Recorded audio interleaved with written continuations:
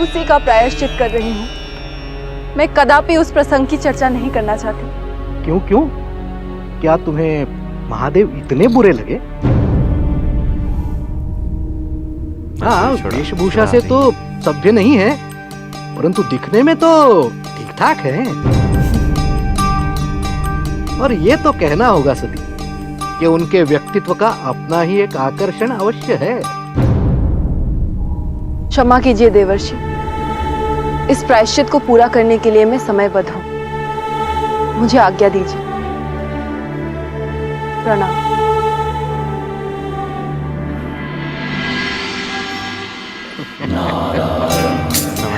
नारायण नारायण। महादेव, यहाँ का तापमान तो बढ़ा हुआ ही है इस समय। और इससे पहले कि यहाँ की ग्रीष्म ऋतु आपके कैलाश पर्वत की सारी बर्फ पिघला दे, मैं आपके दर्शन कर लेता हूँ। और अब मेरे पास तो आपके दर्शन का कारण भी है। नारायण नारायण नारायण नारायण।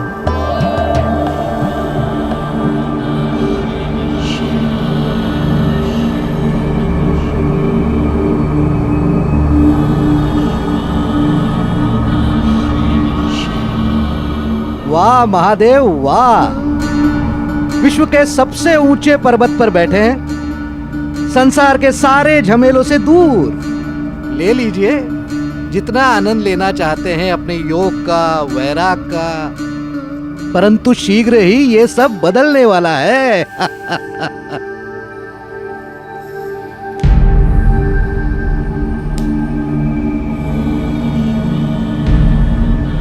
नारायण नारायण।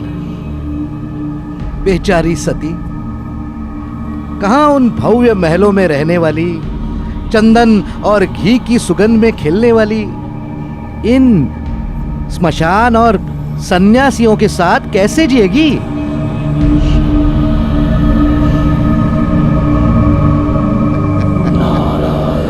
नारद मुनि, आपके मनोरंजन की पूर्ण व्यवस्था हो रही है। नारायण नारायण।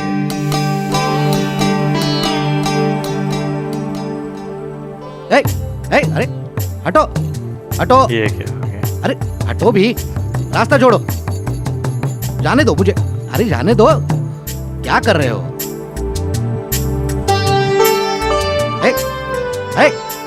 अरे हटो। रास्ता छोड़ो, छोड़ो रास्ता।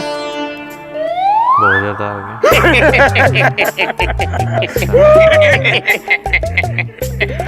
प्रणाम देवर्षि।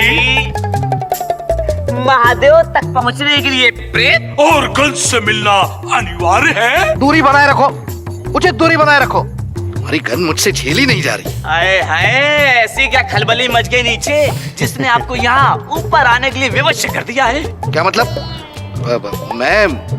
मैं महादेव के दर्शन हेतु आया हूँ। अरे छोड़िए देवर्षि, क्या मैं आपको नहीं जानता? जब तक कोई मसालेदार बात ना हो, प्रकट ही नहीं होते आप यहाँ। तुम क्या कैलाश के द्वारपाल हो कि तुम्हारे हर प्रश्न का उत्तर दूं?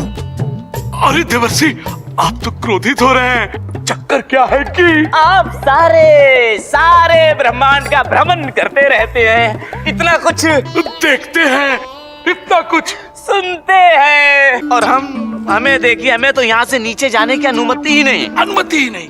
बस जब केवल कहीं हमें महादेव भेजते हैं या स्वयं अपने साथ लेकर जाते हैं, बस इसीलिए हमें कुछ पता ही नहीं चलता कि नीचे चल क्या रहा है।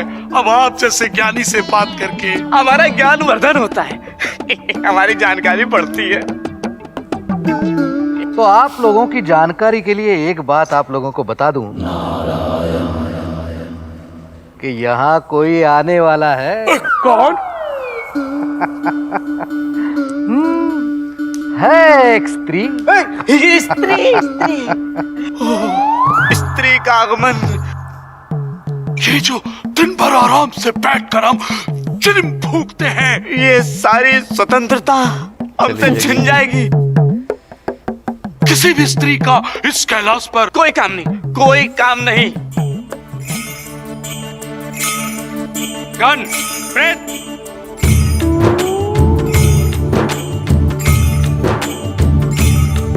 प्रणाम देवर्षि नारद। तुम दोनों सुधरने वाले नहीं हो, क्यों सताते हो देवर्षि नारद को? हटो हटो यहां से।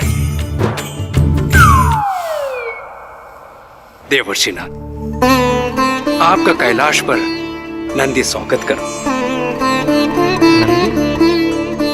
आइए। नंदी बोला ना?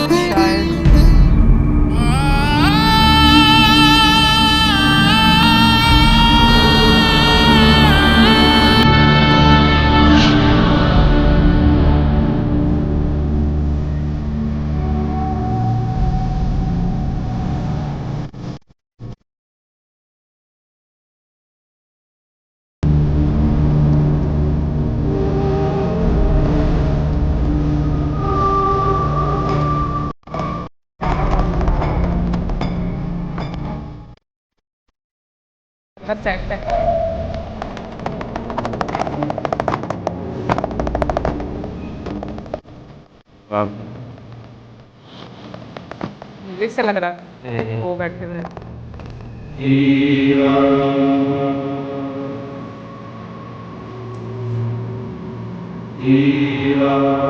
देवा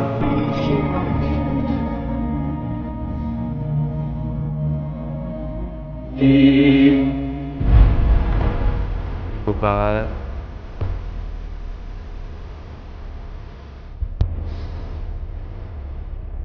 मतलब तबले का होता है। नाटक है। हाँ, ये तबला ही है। अच्छा हिंदी का देखो।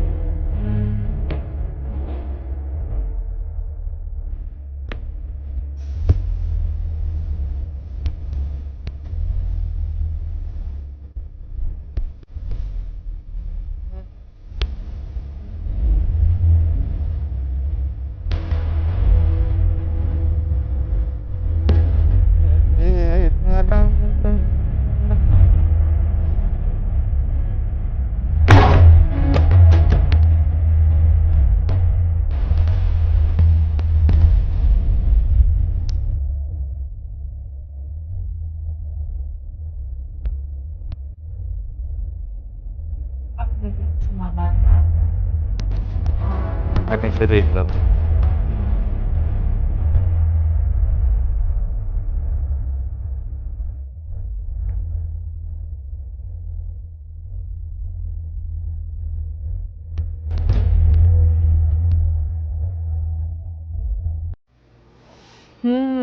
क्या लग रहा है मौसम?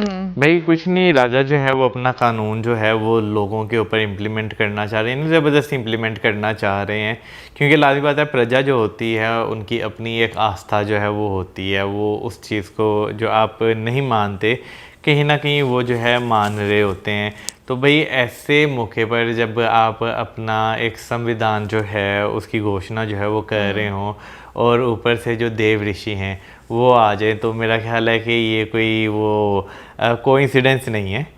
ये उन्हें बताने के लिए ही आए, क्योंकि जिस तरह उन्होंने बातें भी की वहाँ पर और जो है जो पहले घटनाएं हो चुकी हुई हैं उनके बारे में जिक्र किया, तो वो मेरा ख्याल है एक तरह का सावधान करने आए थे। और क्योंकि एंड पे भी जब वो पहुँचे हैं तो उन्हें स्त्री का जिक्र किया है।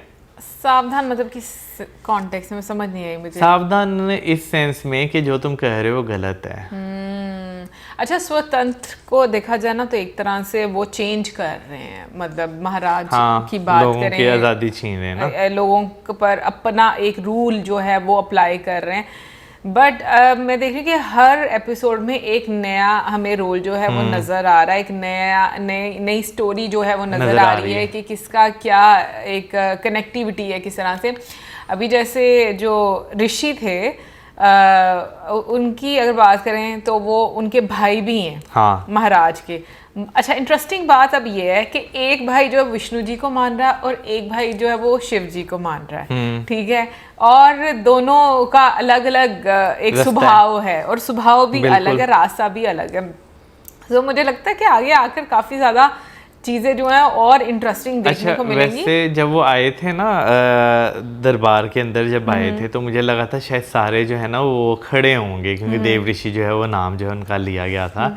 लेकिन मैं काफ़ी ज़्यादा हैरान हुआ कि कोई भी वहाँ पे बैठे हुए जो ऋषि थे उनमें से भी कोई खड़ा नहीं था हुआ। शायद इसलिए क्योंकि पसंद नहीं किया डिफरेंट जाता आइडियोलॉजी शायद, थी हाँ। मे बी इस वजह से। लेकिन एक चीज़ है कि उनको ये पता चल गया वह कि सती जी के मन में क्या है, उनको जो शिव जी आँखों हैं से। वो पसंद आ चुके हैं। और जैसे ही वो जाते हैं कैलाश में जाते हैं और वहां पर जाकर वो देखते हैं, थोड़े नटखट से मुझे लगे है ना, कि कहते हैं ना एंटरटेनमेंट का सामान जो है वो हाँ। काफी ज्यादा आ रहा है, तो वो एक ह्यूमर जो है वो बड़ा मजे का ऐड किया हुआ है। बाकी शिव जी को अब दिखाया गया, अब जाकर वो उनको क्या बताते हैं वो तो ऑब्वियसली नेक्स्ट एपिसोड में पता चलेगा बिल्कुल। और आगे से क्या रिस्पांस मिलता है, क्योंकि अभी तक तो महादेव बहुत ही आपको शांत और काम जो है वो नजर आ रहे हैं। मतलब जिस पोस्चर में वो एक मेडिटेशन वाले मोड में वो बैठे हुए हैं, तो उनको देखकर लग तो रहा है कि भाई अभी भी वो सिर्फ जो लीला है वो देख रहे हैं कि क्या क्या मनुष्य कर सकता है। बाकी कमेंट सेक्शन में आप ज़रूर बताइएगा वो सब चीज़ें जो हम नहीं समझ पाते। मिलेंगे नेक्स्ट वीडियो में, सब्सक्राइब करना भूलना। Goodbye.